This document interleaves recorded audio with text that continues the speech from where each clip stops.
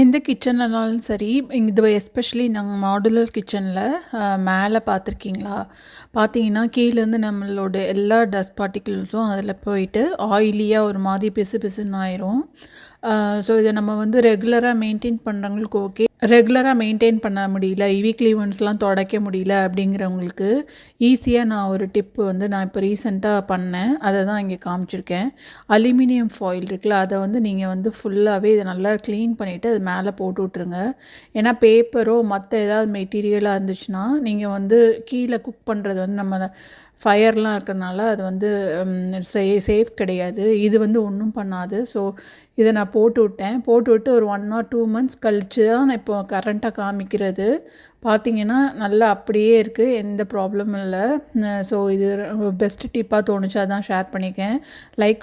உங்களுக்கு பிடிச்சிருந்துச்சுன்னா அதை லைக் பண்ணுங்கள். தேங்க்ஸ்.